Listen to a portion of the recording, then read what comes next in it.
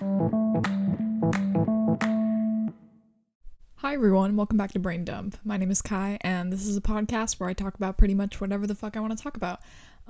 Just want to preface, per usual, that I'm not a mental health professional. I'm just a 21-year-old that's struggled with mental health pretty much my whole life, and I'm just here to share my personal experiences with these topics. Today's topic is something that's kind of been on my mind a lot lately, just because I overthink. We know this. We are aware of this, that I'm a huge overthinker. It really, over the past few months, has been getting a lot better. I've been working on that, majorly in therapy. Also, by the way, it's Super Bowl Sunday. Go Chiefs.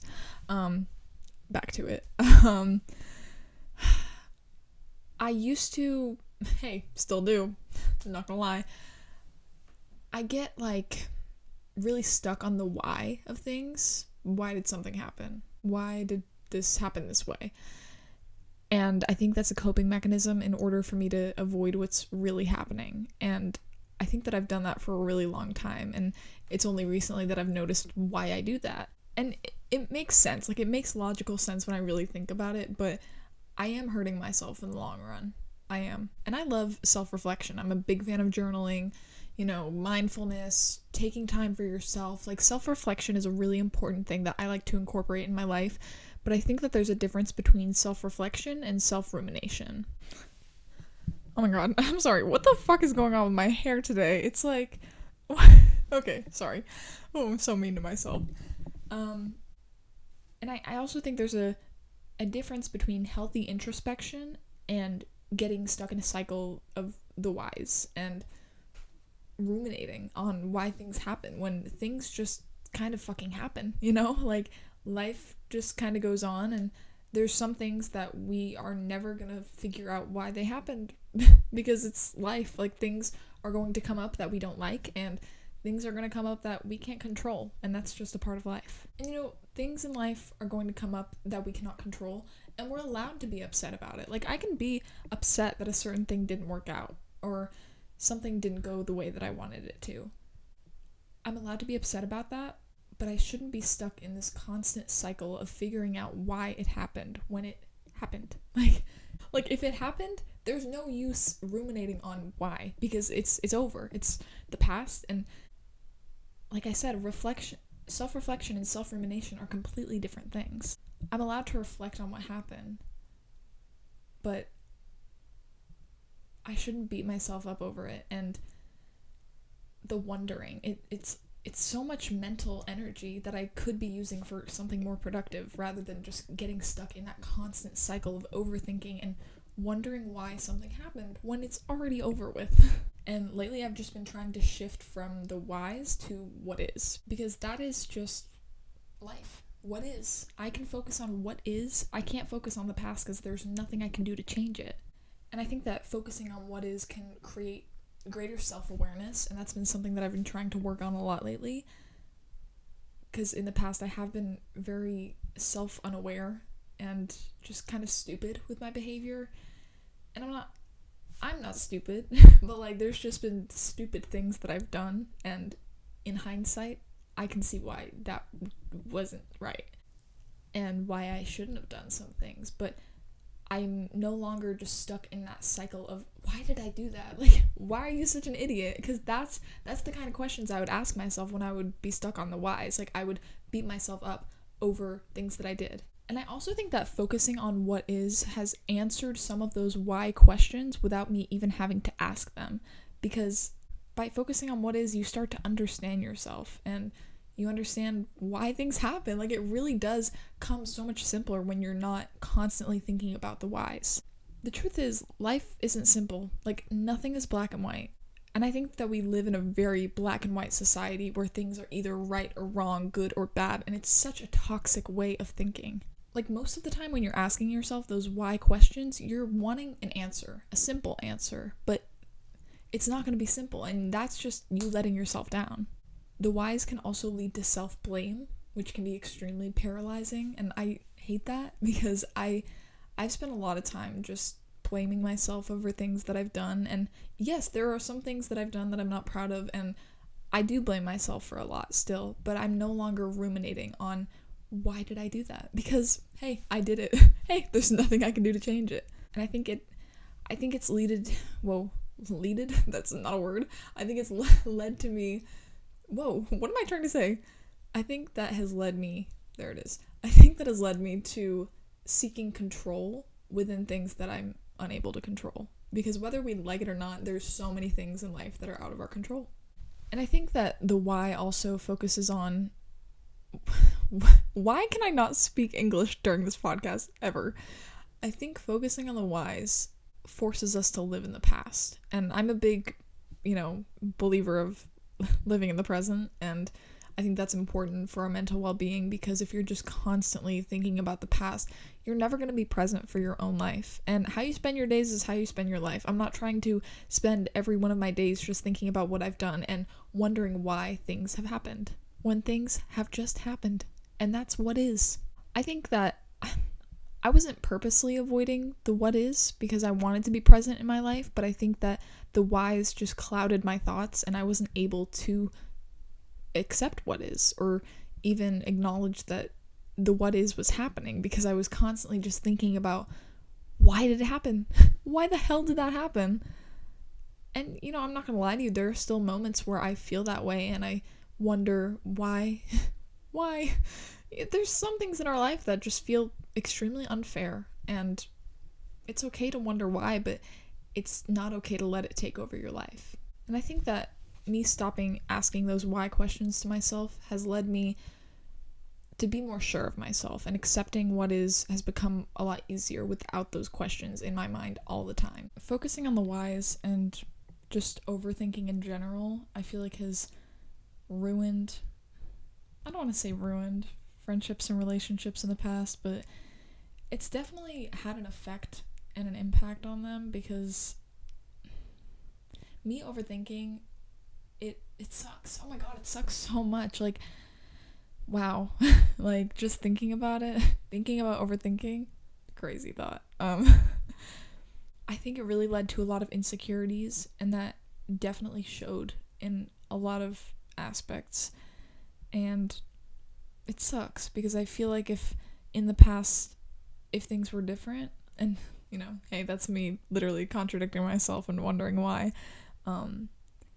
if things had been different and I wasn't as severe of an overthinker as I am, then things could have wound up different. And I'm such a firm believer of everything happens for a reason, but at the same time, it sucks to think about what could have been if I weren't me.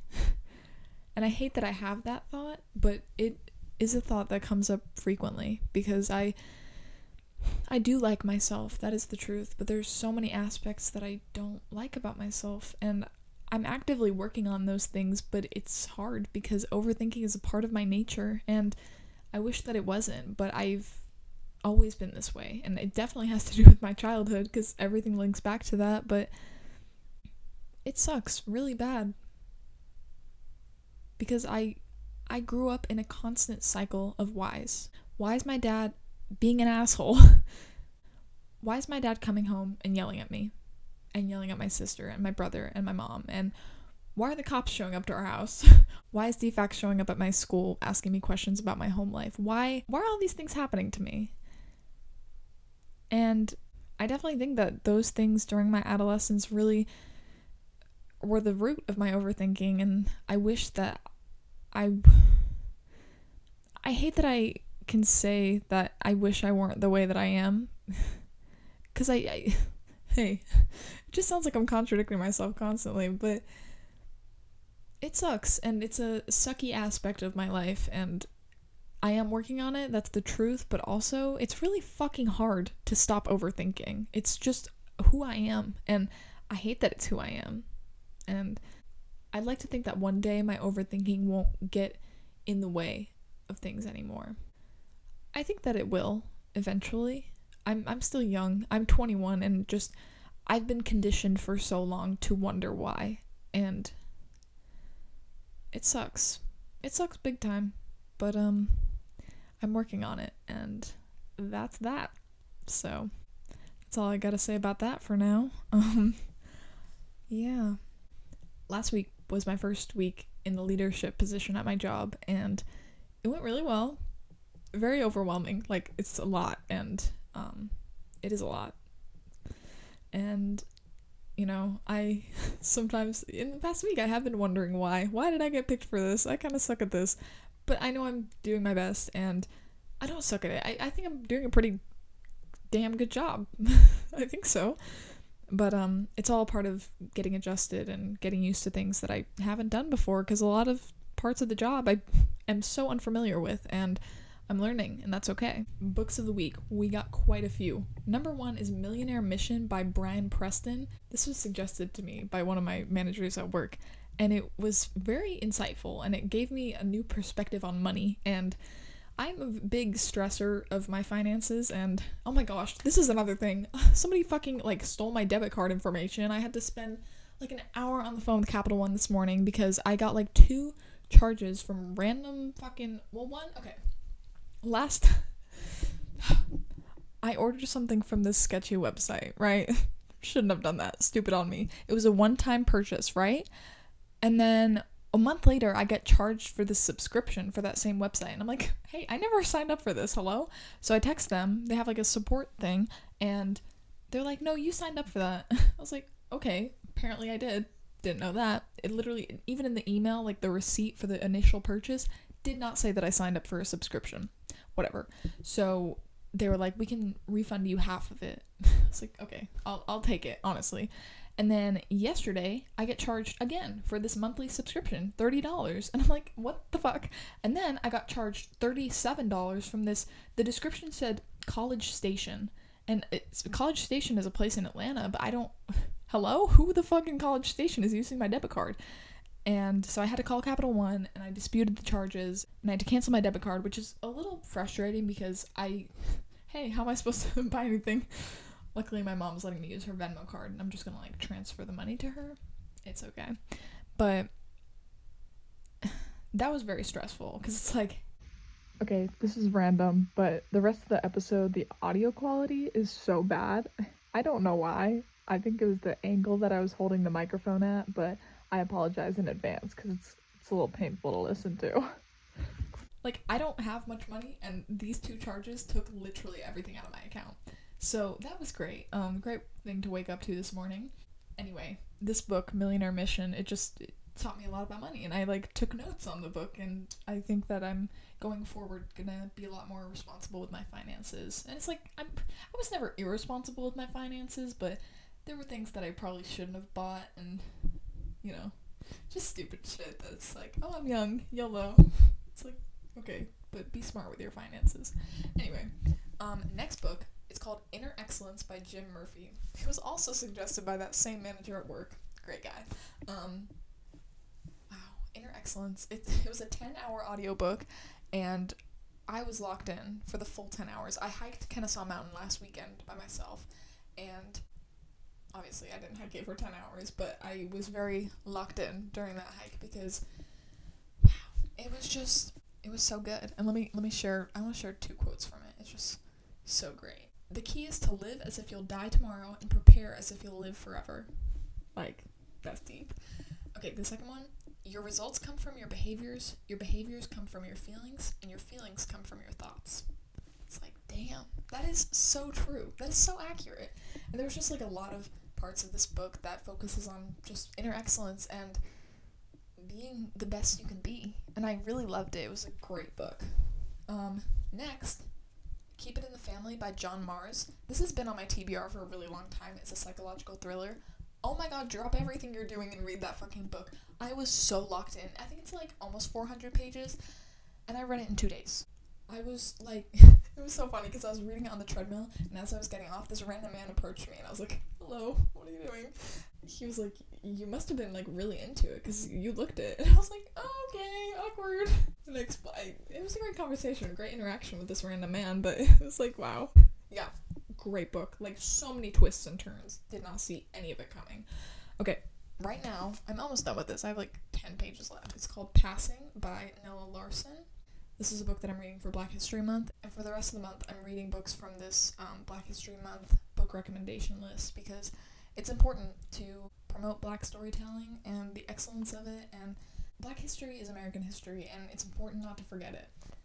So after I finish this one, I'm gonna read The Color Purple. I've never read it before. Apparently it's really good, so I'm looking forward to that. Alright, songs of the week. My Vibe by Mount Joy. Do I Wanna Know by Hosier. Can we talk about that song? The song's so good. Do I Wanna Know? Crawling Back to You. Anyway, Making the Bed by Olivia Rodrigo, and Luther by Kendrick Lamar with SZA. Hey, I'm not really a Kendrick Lamar listener. I listened to the, new album in full once, but I really liked Luther. Also, I didn't talk about this last episode. It's been a few weeks, by the way. Album of the week for week 4 of 2025 was For Crying Out Loud by Phineas. Week 5 was Rearrange Us by Mount Joy, and then we're currently in week 6 of 2025. Crazy, by the way. It's Currents by Tame Impala, so still going strong on my albums of the week. Yeah, that's about it. I appreciate you guys listening and watching. Remember that you're loved, you're valued, and you're appreciated in this world, and stop obsessing over the why to avoid what is. So, yeah. Alright, I love you. Goodbye.